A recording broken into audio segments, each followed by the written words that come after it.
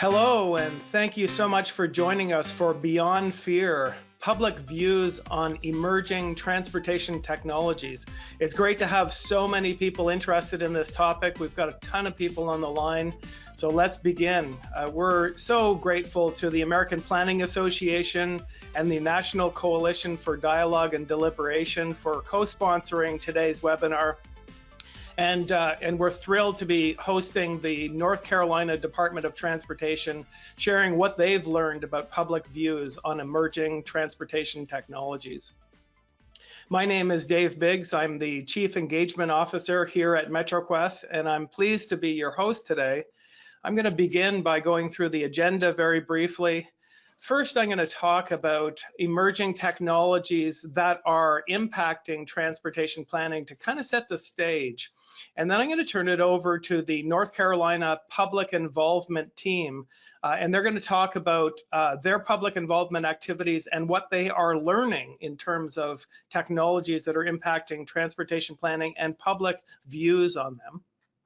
And then I'm going to come back on and I'm going to share some more lessons from a variety of other case studies that have looked at this question across the country. And then we're going to open it up for a Q&A. So if you notice in your go-to webinar panel, there's a question box. Anytime during the webinar, if you think of a question for any of the presenters, don't hesitate to type it into that box, and we will get to as many of those live in the webinar as we can at the end of the session.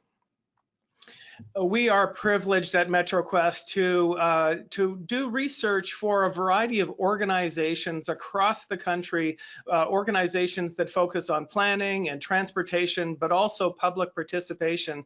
And we look at best practices for public involvement, and that gives us a really great vantage point to look at case studies across the country and to pull out some lessons learned. And so we're happy to share some of that today. With respect to transportation, it seems to be the age of technology. Things have been relatively constant in transportation for so long, and now it just seems to be the technology is really affecting all modes and all corners of transportation.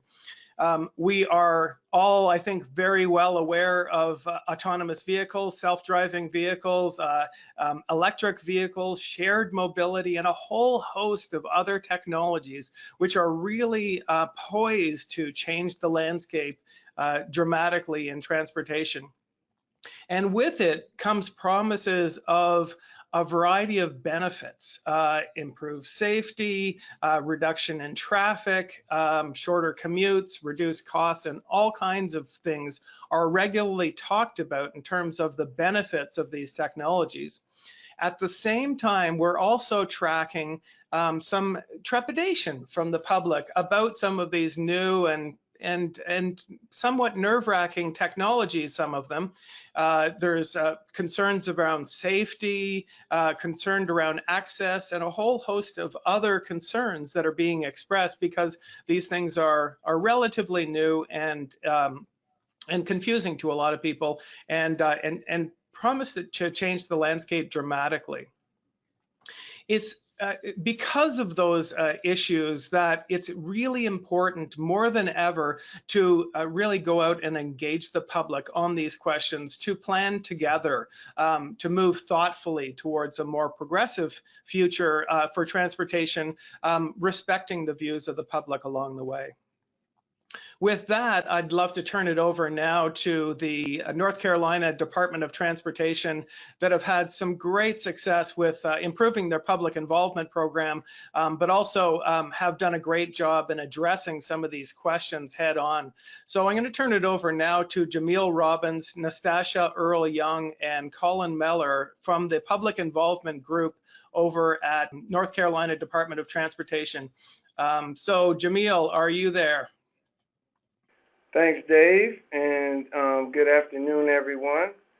We're really excited today to have the opportunity to share with you the results of some of our recent public engagement efforts on two of our statewide initiatives, the first being the Zero Emission Vehicle Plan, which is we'll henceforth we'll refer to it as the ZEV plan, which is part of Governor Cooper's Executive Order number 80, which is known as the North Carolina's commitment to address climate change and transition to a clean energy economy. One of the main goals of this executive order is to encourage more people to register and drive zero-emission vehicles, which Colin will discuss with you shortly.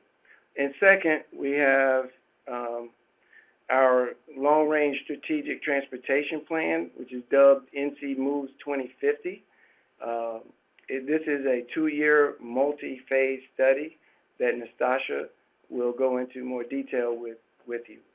Now, coincidentally, these two are interrelated. We are leveraging our NC Moves 2050 plan to identify short-term, near-term, and longer-term initiatives that promote and facilitate the reduction of carbon emissions across the agency's modes of transportation.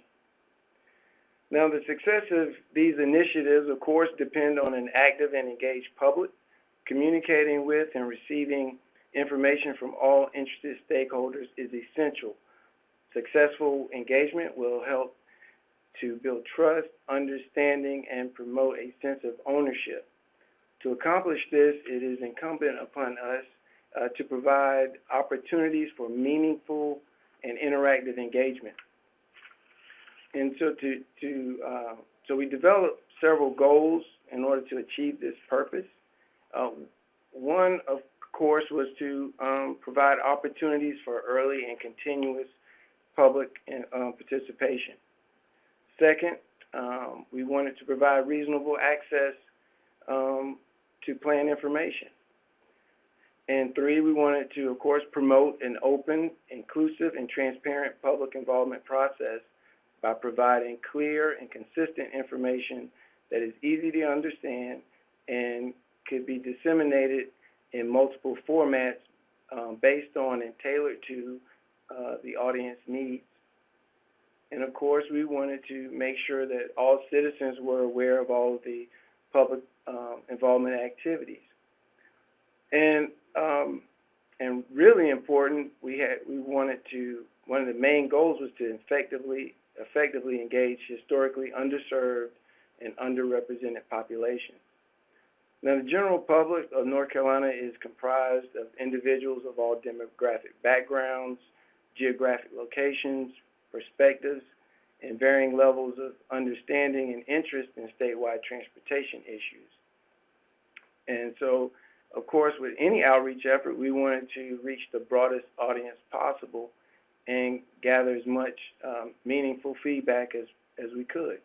And so, given the fact that we have that diversity across the state, we wanted to make sure that all engagement and advertising methods were equally applied to across the state. Now, as I said before in other presentations, you can have the best mousetrap ever invented, but if no one knows about it, then how good is it? So, using MetroQuest and all of our other outreach efforts, we really took a lot of time in crafting a comprehensive marketing plan. And I'm not going to go through all these different methods, just touch on a few. One, we created an electronic toolkit, which was a communications toolkit that we were able to share with our partner agencies to help them disseminate information on the different plans. We had educational videos. We, of course, developed content for our social media outlets. And in doing so, we also, to increase awareness, we utilized geo-targeting to put those social media ads in front of specific populations based on location and demographic data. And of course, we tapped into the power of our partner and sister agencies across the state. We had information at the various public meetings and public hearings across the state over the outreach time period. we one of the things that was really good was to make sure, we engage the population that doesn't have, they're not online, they don't have internet access or broadband access. We developed intercept surveys that we were able, so these were displays that we were able to place at public libraries, community centers, social service agencies, and other agencies in rural areas or areas with high populations of minority and low-income populations. And they had plan information as well as paper surveys for them to fill out. And also in rural areas, we developed a survey that went out to elementary and middle school students. So the results of this comprehensive marketing strategy was just, simply amazing participation numbers. For the ZEV plan, we saw almost 1,100 participants. And with our NC Moves 2050 plan, we saw an astonishing 10,000 participants. And so I'm now going to pass it on to Colin to talk to you in detail about the ZEV plan. All right, good afternoon, everybody. Thanks, Jamille. Yes, my name's Colin Miller. I work with NCDOT in the Environmental Policy Unit, and I'm one of the technical leads responsible for delivering the NCDOT's aspect of that executive order, one of which is the ZEV plan. So Governor Cooper signed the Executive Order 80 in October 2018, and as Jamille mentioned, it's aimed at lowering North Carolina's greenhouse gas emissions and to begin to transition the state to a greener economy. So the first deliverable of the Executive Order was our Division of Environmental Quality's greenhouse gas emissions by economic sector, their clean energy report. And this report was already underway when the Executive Order was signed. And so they already had an established public input plan and timeline for that. The second deliverable was the Zero Emission Vehicle Plan, and this is the roadmap that's going to show the DMV, the Department of Motor Vehicles, how they're going to encourage the people of North Carolina to buy 80,000 electric or battery electric vehicles by 2025. So because the DMV falls under the umbrella of the DOT, DOT found itself on a pretty tight timeline to produce a plan that needed to engage a large amount of stakeholder input or achieve a large amount of stakeholder input.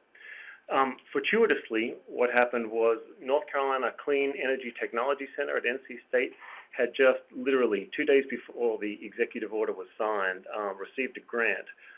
In part, they were using that grant to investigate electric vehicle usage.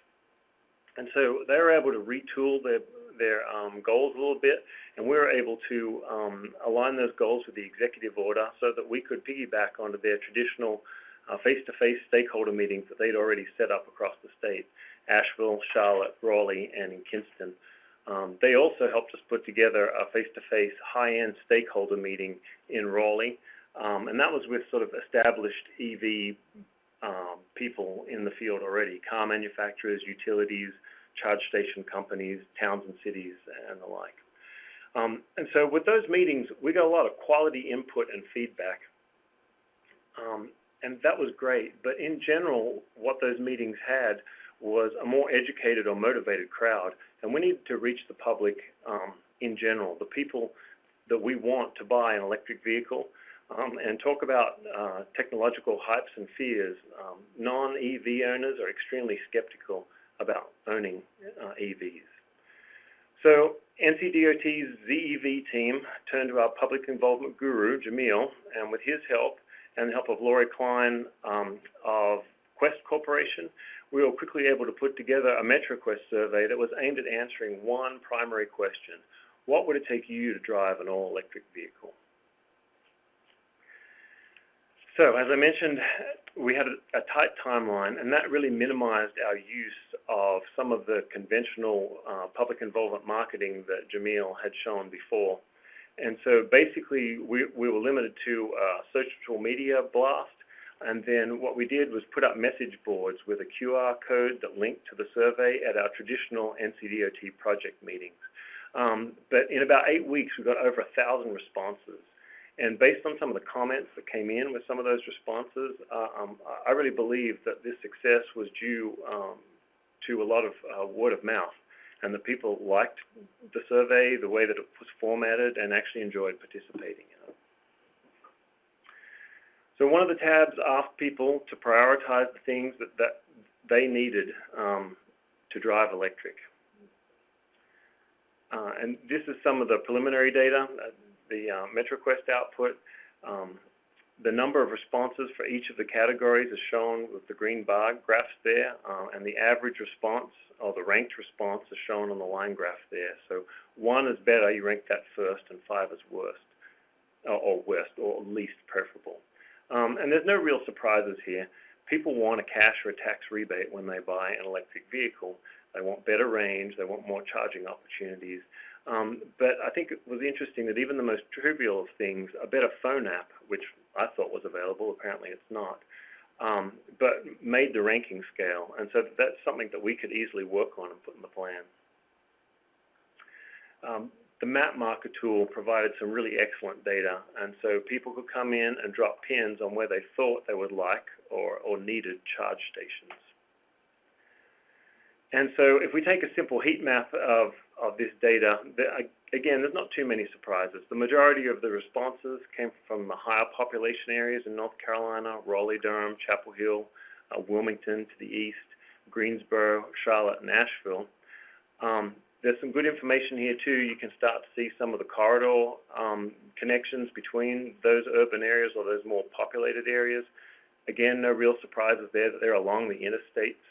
But one of the things that was interesting, down in the southeast corner of the state, you can see a corridor between Wilmington, North Carolina, and Myrtle Beach, South Carolina, and that's one of the corridors that we really hadn't thought too much about or really considered initially, anyway. But for electric vehicle transportation, what we're really interested in, we are interested in these corridor links, of course, but what we're really interested in is the networks within these populated areas, because while we want the ZEV plan to serve and to reach all the people of North Carolina, it's certainly in these more urban and more populated areas that we're going to get our biggest initial bump of EV sales. So here's an example of the map marker screen populated with where somebody would like their charge stations, grocery stores, recreation areas, schools, and the like. But what's great about the survey in general, and not just that map marker data, is that each one of those points has metadata behind it. Age, income, are you about to buy an EV, already own an EV? And so that really adds to the detail of those local transportation networks, and that's helped us target and prioritize several elements of the plan. This is the survey questions tab that supplied some of those answers at the metadata level. What's your level of conservation when you're at home? What are your commuting habits, types of transportation used? And here's just a preliminary look at some of the MapQuest survey data output. Let's see. Oh yeah, this one is just your concern about climate change, and again, no real surprises on this one, and the fact that people are concerned about climate change, which we're extremely glad to see. Another example here, but this one's interesting. The light blue sector in the top left of the circle graph there shows responses about or concerns about cost of ownership, which highlights the fact that a portion of our plan really needs to be public education, because EVs on the whole, or at least over time, become more cost effective. And so while the data I've shown you guys here is preliminary for the ZEV plan, we're hoping, fingers crossed, that we can go live with a draft ZEV plan next week for public comment. I'd like everybody here who's listening or watching today to Google NCDOT electric vehicles. That should take you to the page next week, which will have a link to the plan, and we'd really appreciate your comment. So with that, I'm going to hand over to Nastasha, and she can discuss our NC Moves 2050 effort. Good afternoon. My name is Nastasha Young, and I'm the project manager for NC Moves 2050. NC Moves 2050 is NCDOT's update to its long-range multimodal transportation plan. We started this effort in August of last year, and we'll be finishing up with this effort in August of 2020. So this is our second survey that we've done for this plan, and North Carolina is doing something new with this long-range plan called scenario planning. And so with this survey, it gets into asking questions as it relates to scenario planning and relates to the possible futures that we'll be testing to come out with some of those possible futures to know what our future looks like as a trend for NCDOT. So one of our first slides, some of the questions that we asked here is just wanting the public to rank what's most important to them, just ranking those top 5. And we've seen that having pictures with these really help the public understand what we were trying to convey with these different categories. And then also, we had a slide where we were asking about possible futures. We have identified 4 possible futures for this plan: innovative, globally connected, renewed, and unstable. With an innovative future is where technology and transportation drive new development patterns, economic growth. Globally connected is a future where economic growth in manufacturing, technology, automation, and services. North Carolina is a leading market for a skilled workforce and connected to the world by international gateways and efficient freight systems. A renewed future is small towns and rural communities grow and are more connected to each other in urban centers by various forms of transportation. And an unstable future, a future where funding is unstable, political and social events, environmental threats, and energy uncertainty stalls tourism and stagnates the economy. And so with our next slide is asking about, in relation to those 4 different futures, what are your concerns as it relates to letting us know what you strongly agree with and what you strongly disagree with. And then our next slide is just to gather some of that demographic information to make sure that we're reaching all of our citizens in North Carolina. So as Jamille mentioned earlier, we did receive over 10,000 surveys for this survey, which is outstanding. In doing that, we did several different things to get the word out there about our survey. One of the things that we've seen that was most helpful for us was partnering with our Department of Motor Vehicles. Right now, they're campaigning for their real IDs, and they're hosting different events all across the state and attending different festivals. And so we had a target audience where we were able to get them to be able to do surveys right there in line. Also, with the amount of festivals that we went to, we targeted festivals for those demographic areas that we were really looking to connect to that necessarily doesn't have broadband access, as we realized that most parts of rural North Carolina have issues with broadband and internet services. We also had several other efforts going on during this time where we had something called table topics, where we could actually have small group discussions with different organizations across North Carolina, and we were able to touch bases with some of our universities and colleges. And then we also had a public comment map where people could go in and tell us anything that they thought was important about North Carolina that they really thought that wasn't being captured in our overall survey. So with our first question, something that we saw that was really important to citizens of North Carolina was high-speed internet, as I mentioned, as well as knowledge-based workforce and weather preparedness. So many people had several issues and comments as it relates to drones and drones being integrated into our communities, being that North Carolina is currently doing a pilot study with helping one of our local hospitals and delivering supplies to other hospitals, as well as electric delivery trucks. So then our innovative future in knowing about future transportation benefits, some of the things that we heard is that would drone delivery possibly reduce the number of cars that are on our roadways? And then also with the technology growth, how would that affect our tax base? In North Carolina, the way that we fund our transportation system is through our vehicle taxes and gas tax. And then with our globally connected future, some of our feedback that we heard with this was that a large variety of remote work access will lessen the need for travel on many of our roadways as we plan for the future, because they'll be able to access and be able to do different things remotely. One thing that we heard from a college student was they would like to be able to do surgery from their home and not necessarily have to go into a hospital. I think that's very ambitious to see that happen in the future. And then we have our renewed future. With our renewed future, we heard from many different people about health care and how does that affect health care in the future for many different communities. When you're talking about being able to diagnose people remotely, as well as those active transportation and bike routes and e-scooters for the future. And then also for our unstable future, some of the benefits from that, some of the things that we heard is the increase in cost due to sea level rise, as well as due to some of the environmental issues and hurricanes that we've seen in the past couple of years, and how much it has cost to our transportation system.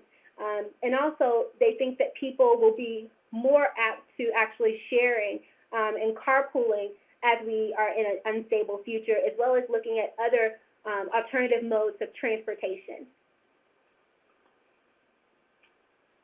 And then for our innovative future transportation concerns, many people have concerns about the safety of our transportation system. If we're going to electric vehicles, or if we're going to autonomous vehicles and connected trucks, what does that mean for our transportation system? As we've seen that computer systems have been hacked more and more recently, what happens when someone hacks our transportation system and have our cars going at 80 miles an hour? What do we do in those cases, and how does that then affect our highway patrol system as well? With our globally connected future, something that we heard here is how this affects our trucks on our roadway. Does that mean less trucks will be on our roadway because they're able to use more drone services? If drones will be able to use our general aviation airports in some of our rural areas? And then we have our renewed future and looking at the drones and reducing traffic and being able to use them for goods and services, and it will make traffic travel easier by investing in public transportation as well in some of our rural and urbanized areas. And then for our unstable future, communities must be served more as technology growth corridors rather than just tourism and seasonal destinations. So we were able to reach all 100 counties in North Carolina from all of our efforts that we were able to do. As you can see, we were able to find a good balance between urban and rural for the future. And at our demographics, we had a target of reaching those 18 to 29-year-olds, because those are the people that will be using our system a lot in the future over the next 30 years. So we've seen 11% as far as the numbers that we heard back from that age group. And then we also made sure that we wanted to get to our African American communities as well as our Hispanic communities. We were able to see 13% of our respondents were from those communities.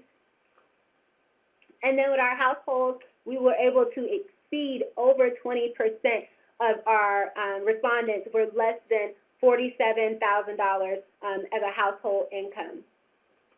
So in closing, this was our second survey, as I mentioned before. We will be having another survey in January of 2020 until March of 2020. I highly suggest that you check our website at www.ncmoves.gov for any information, and if you would like to read up on our results that are on there, and also some other information from our long-range plan. I'm going to pass it over to Jamille. Well, thank you so much. I just want to leave you with a few takeaways from this presentation. And really the public's expectations are changing about the ways that information and opportunities for interaction with state agencies or public agencies should be provided. Citizens want, deserve, and expect transparency from their government, and rightfully so. Increasing transparency will lead to a greater level of trust between the public and our agencies. Now, virtual public involvement tools like MetroQuest can make public involvement more effective and efficient by providing opportunities to engage those who would otherwise be unable to participate in the process. In addition, by making participation easier, more interactive, and more enjoyable, more people are apt to get involved and take part in the process. And we're able to reach a broader demographic and beyond those few motivated, passionate individuals that we're all too familiar with. And oftentimes, virtual public involvement activities can be accomplished at a lower cost, even when paired with in-person options. And they require fewer staff hours and to prepare and execute. And in line with talking about costs, another benefit of virtual public involvement is the increased return on investment, driving down our costs per participant. Cost effectiveness of public involvement is really measured in terms of cost per participant. And just a quick comparison of outreach efforts, and just using our previous 2040 plan, over the full life cycle of that outreach effort, we received 8,500 surveys. In the 2050 plan, in just one phase, from one tool, we got over 10,000. That alone is a 117% increase, and that does not even tell the entire story, but it gives you a sense of scale.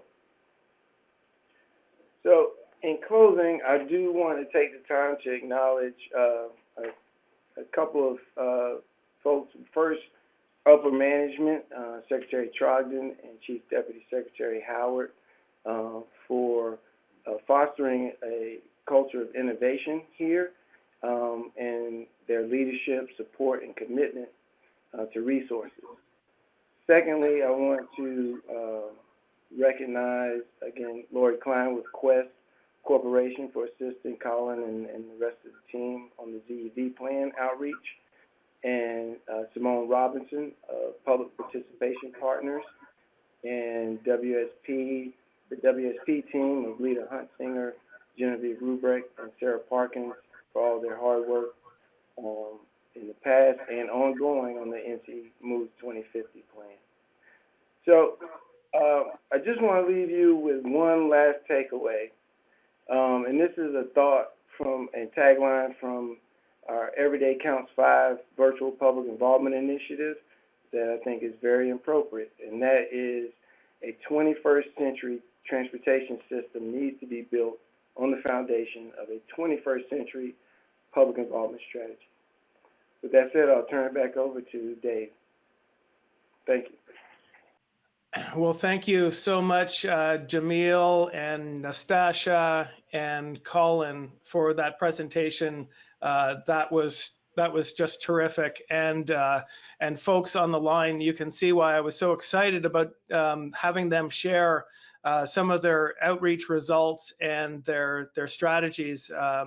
When we look across the industry in terms of goals for public engagement, they really have done a fantastic job of hitting all of these top goals simultaneously, which can be tricky. They really focused on achieving critical mass. Obviously 10,000 people is arguably great critical mass, but also looking at the diversity of the participation and marrying that with some very thoughtful survey techniques to make sure that the information coming in was not only informed, but was quantifiable so they could make conclusions from this vast public input that was coming in. We feel that that is really the secret sauce in order to make better decision making and generate greater public support. And that is really what we have focused on with the development and the optimization of the MetroQuest tool. So it is thrilling for us to see clients like the North Carolina Department of Transportation achieving really what we set out to help agencies achieve.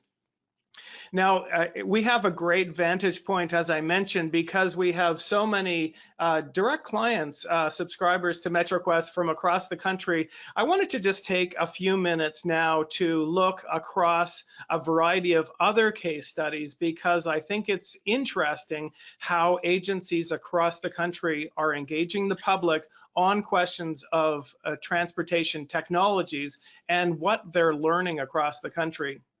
So I want to touch briefly on 4 case studies and just a couple of results from each one to highlight the differences and similarities of what's being learned across the country.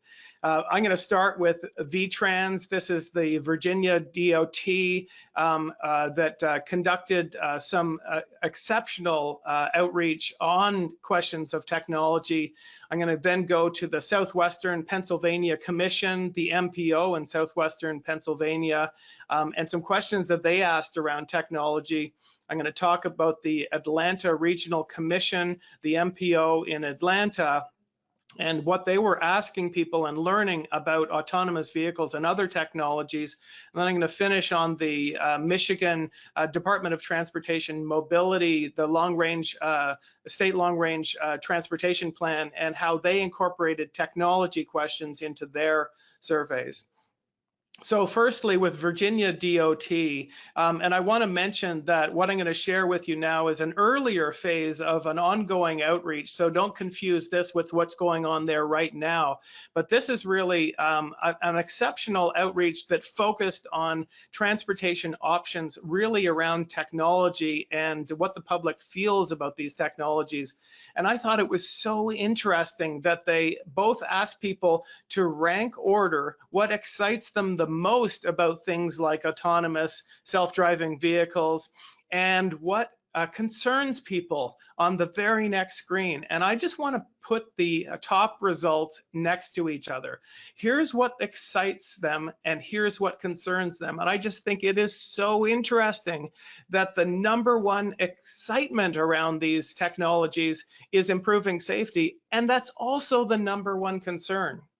So it really speaks to a potential polarization in the community about the benefits and the concerns around these technologies. And so I think it's important to take these lessons into the agency and be mindful of them as we're communicating about the benefits as well as mitigating some of the fears that exist out there.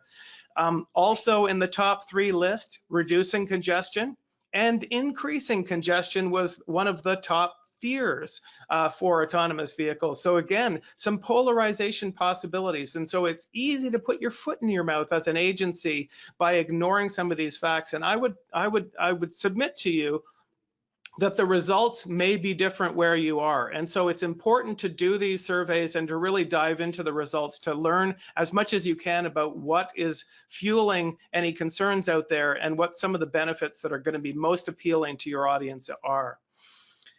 From the Southwestern Pennsylvania Commission, they did some excellent outreach recently, and I want to just zero in on one of the questions that they asked in this survey, and that was with respect to self-driving vehicles and other technologies, who will be the biggest beneficiaries and who will benefit the least. And interestingly, people felt that urban residents will benefit the most, and rural residents will benefit the least. And if you live in southwestern Pennsylvania, that's a pretty big deal when you're communicating out your plan to the audience, because we've got a major urban center and we've got a lot of inhabitants in rural areas to address as well. And so understanding these nuances and the comments behind them are absolutely critical.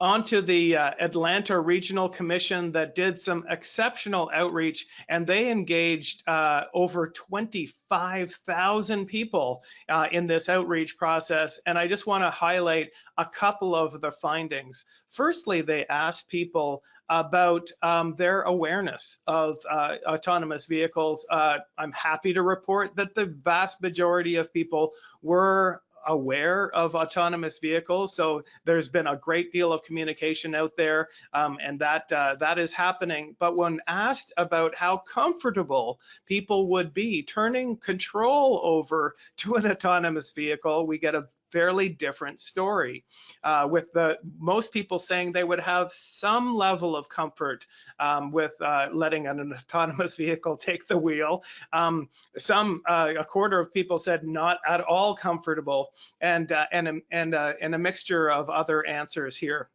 So again, it's important to be addressing these fears and diving in and learning as much as we can about them. They asked at the end, should the state of Georgia support the introduction of autonomous vehicles? And as you can see from the results, the majority of people felt that they should support it, even though they were expressing some concerns about it. So that gives you a tapestry of what the public opinion was there. And then they went on with technologies like shared vehicles and asking specifically, would people be willing to not own a personal vehicle?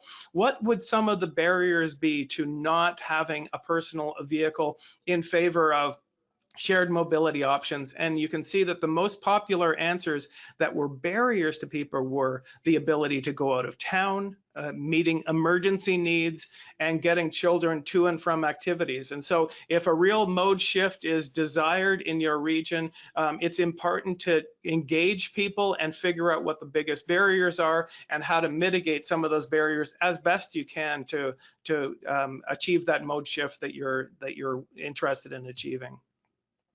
And lastly, the Michigan DOT. I'm just going to show you one of these because we really haven't shown any live sites in action. And we've shown a lot of screenshots. So let's look at this one. The Michigan Mobility State Long Range Transportation Plan included some very interesting questions. So let me just go through it briefly. The first question is around priorities. What is most important to people? And so this really engages people very quickly in rank ordering their top priorities. And it also injects a little bit of awareness into people that we can't prioritize everything. And then along those lines, they dove right into trade-offs and asking people to address some of the trade-offs that transportation planners deal with on a regular basis. Is it more important for us to make improvements with respect to cars and trucks, or other modes of travel like bikes, pedestrians, and transit? And you can put yourself wherever you want along that spectrum. They asked a question here, in terms of increasing mobility, should we focus on adding more lanes or managing using technologies and other modes of travel? And interestingly, the most popular answer was over here, managing with technology. So again, very different views as we move from state to state. And then they asked people, I love this technology, the screen where we can put budget in different categories. And you can see that as we do this process, we're going to run out very, very quickly, and it communicates constraints to people and forces them to make some priority decisions. And then the last screen usually collects information on demographics, and so it asks people, some demographic questions, and that allows you to track who you're hearing from and maybe what the gaps are, so you can focus your promotional efforts, like the North Carolina team discussed, to achieve the balance that you want to achieve in terms of the participation. But it's really the results of this screen that I think are quite interesting.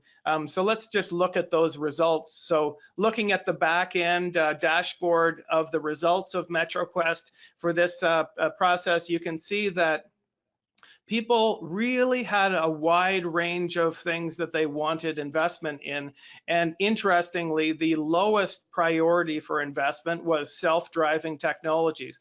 So it's important, the lesson here is with respect to Michigan, it's important that we're not dropping the ball on some high priority items like pavement repairs, bridge preservation, and so forth, while talking about some of these attractive and kind of shiny technologies. It's important to be always communicating that we've got multiple things that we're focused on as an agency, and one of them is technology, and we're also not leaving aside many of the other options. I love how they tracked their participation. So you can see that they engaged about 6,300 people in this process.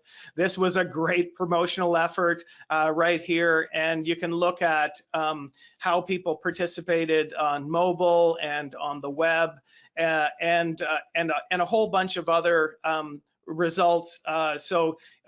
I think it's interesting to be tracking your participation along the way and monitoring the results. But with that, I just wanted to show you that live example to show you some of the results that they were collecting around technologies, but also around other priority issues in Michigan.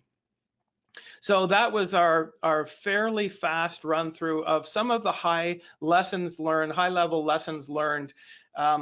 Because there is so much to learn from clients across the country, we have collected some of the best practices that we have learned from clients like North Carolina Department of Transportation and some of these others that really made the public participation take off to the next level. And so we're going to be sharing in the follow-up a guidebook that we put together based on some of these best practices, 12 ways to promote your online public survey like a pro. And it's got over 70 tips and tricks to make sure that you achieve the best results you can for your outreach. With that, before we open it up for Q&A, and I want to remind you to get your questions ready, I'm going to pop open a poll because you may have certain questions that have been raised in this webinar that we haven't addressed. I'd like to open up a poll about what additional information would be helpful as you go down your path to improving your public involvement program. So here we can offer you a variety of things in follow-up. Would you like feedback on your public engagement plans or approach? Would you like to discuss any features in terms of what you'll be looking for in an online engagement process? Or would you like pricing information on what some of these outreach tools cost in terms of fees? Or would you like to read about a online engagement case study? We'd be happy to share any of those items with you. Thank you for that input. So we'll get back to you as quickly as possible. There's a lot of people on the line, so please be patient, but we will try to answer any of your questions as quickly as possible. Now, I'm not sure out there how many of you go to Transcom. It's a wonderful conference put on by AASHTO around transportation and communications. It's got a great public involvement track. We're going to be there. We would love to meet you. If you are going to be there, we're going to be doing a few presentations at the conference, and we're also hosting a wonderful mixer where we've actually rented a facility with a bowling alley, and so we're going to be having some fun on the Monday night there. So if you are planning on going or have other people at your agency or firm that are planning on going, please do let us know. It'd be great to connect up while we're in Indianapolis. And with that, I'm going to turn it over to you for any questions that you may have. We've got a whole bunch of questions. So fantastic. So let me just dive in now. Jamille, Nastasha, and Colin, are you there? We're here. Great. Well, let's dive in. Colin, in what format was the data available for the survey results? So, question for you, Colin. Yeah. So the MetroQuest data came down in some of those nice graphics that we showed on the screen. There's just the standard graphics and the pie charts, and that's great for a quick look. But the main output is a huge CSV chart. So it was really easy for us to download and sort and put into geodatabases so that we could start, mapping and manipulating the data, doing some graphics and doing some data analysis. Okay, great. Thanks. Now, I'm not sure who wants to address this one, but certainly directed towards your team. 100,000 participants is terrific. Do you feel that you got different public input than you would have heard from the usual suspects? So, I guess did you learn anything differently than you might have learned from the usual suspects? Can you say that? So we did hear something different than what we would normally hear. Being able to go to some of our rural areas, they were able to tell us the struggles that we really didn't understand. Like, for instance, a college student from Western North Carolina University was able to explain to us that they have to get someone to drive them to the closest city, which was Asheville, and then they would have to purchase a Greyhound ticket to then get them to the closest Amtrak station, to then get on Amtrak to ride it to go out of town to visit their family from school. So that's just one instance where if we wouldn't have gone way out there to a rural area, we wouldn't be able to understand the struggles that they have with technology and access to the different transportation systems within North Carolina.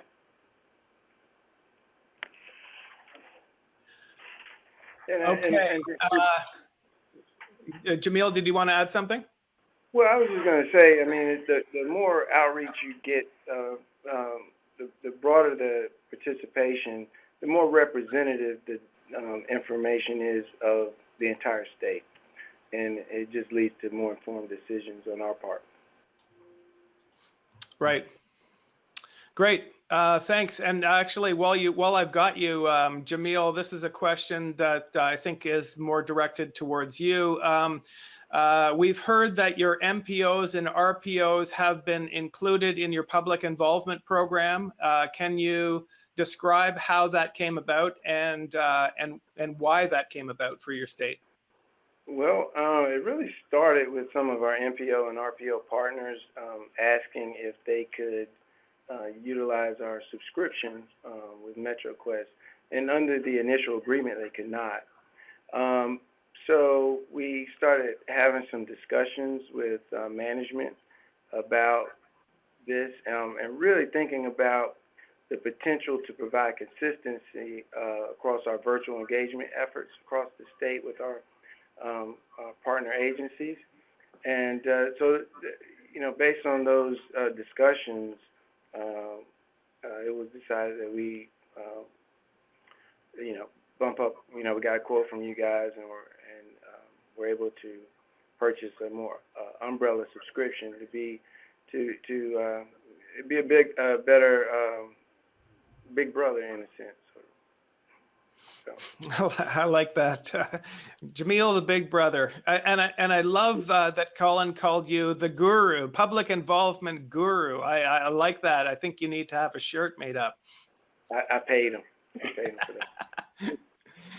All right, there's a couple of questions that I can answer quite quickly here.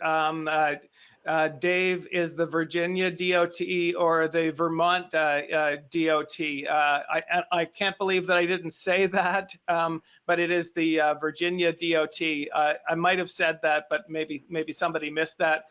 Anyways, it is the Virginia Department of Transportation, not the Vermont Department of Transportation. Another question here quickly, can you discuss the language options that MetroQuest offers? So MetroQuest is regularly made available in a variety of languages, whatever makes sense locally. And so that's quite easily done. Once you've created an English version, it can be easily translated into whatever languages make the most sense across the region or the state. So there's no limit to the number of languages. Let's see, what else do we have here? Were your survey responses controlled so that the individual could only fill out the survey one time? Okay, so I guess I can address this one as well. MetroQuest is designed to get the most participation possible, and so we don't have a registration process or anything like that, but we do have on the back end the ability to track and identify if people are trying to abuse the system, like voting 500 times. It's relatively easy to identify any such abuses and filter them out, but we certainly don't want to put anything in place like a registration process where we're going to get the usual suspects. And so I think the 10,000 participants only happens when you make it just instantly, you start it and instantly go in. But it is so comforting, I think, to a lot of agencies to know that that potential abuses can be nullified. And I don't know if it happens as often as people think, but certainly when it does happen, you want to know and you want to be able to filter that out. Maybe a question for you, Jamille. Did you encounter any difficulties in getting support and the funding you need to use this type of public engagement strategy? Or did you have the freedom to spend your allocated budget as you saw fit? I'll let Nastasha talk about this, but again, in closing, remember, I recognize our upper management, our secretary, Chief Deputy Secretary. They have fostered a sense of innovation, and we've really been encouraged to think outside the box when it comes to engagement. So we may not have the barriers that others may have, so we're very fortunate here. But I will let Nastasha talk more about that. So far as some of the things that we did, we tried to utilize a lot of things that were already done in-house. So our communications office helped us tremendously with a lot of our educational videos that we were able to do to publicize online, as well as making sure that they publicized the events that we were going to be at on the day of and leading up to those dates. We also made sure that we always negotiated with different organizations or festivals that were having events. We didn't just go based on the price that was online. We would call and let them know we're a government agency and try to see if we could come down on the price some so we were reasonable, and making sure that we used it to be targeted areas that we knew we had gaps and holes. So we made sure that we were constantly monitoring our demographics to see where our gaps were so that we could use that to leverage more of our participation through funding. That's great. And I really, Jamille, I liked your comments about the return on investment and the cost effectiveness, because I mean, while public meetings are a required element for so many public involvement agencies, the cost per participant can be extremely high. And so complementing the required public meetings with something that's relatively cost effective is so important because we know that we're not going to get a critical mass to attend public meetings, and we know that it's not representative of the average population that's out there. And so I think that tracking the cost per participant is really smart when you are required to go back to your seniors back in the agency to justify what you've done. I think it's important to let them know that you're spending, resources wisely. So I can see why you do that, and it's good to see that online engagement is able to help reach a more diverse population without adding huge barriers in terms of cost.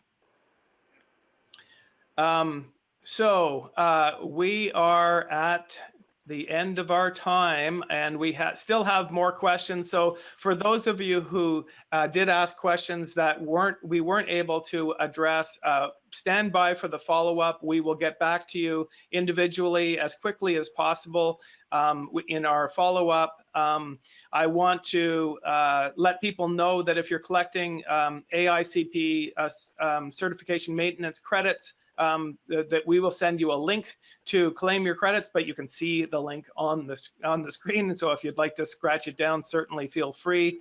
I want to again thank the American Planning Association and the National Coalition for Dialogue and Deliberation. I want to also recognize the teams that worked on the case studies. But besides the agencies that we highlighted today, we showed case studies where Michael Baker was the lead on the Southwestern Pennsylvania team, as well as the Virginia DOT team. The Parsons Brinkerhoff was the lead on the Atlanta Regional Council, and the Michigan DOT was assisted by WSP, and I think in North Carolina, you also had WSP assisting you on that. So I want to recognize that these are team efforts, and a great job all around by these teams to learn as much as they can about public preferences in their regions, and to be planning thoughtfully with respect to those public fears and excitement around different technologies. But over to you, Jamille and Colin and Nastasha. Thank you so much for participating today and preparing your presentation. Really enjoyed hearing about it, and I know the audience is very appreciative as well. So thank you for your time. And thank you. No problem. Thanks. All right, folks, and thank you for joining us. That's it for today. We'll stay in touch, and good luck with your public participation activities. Take care.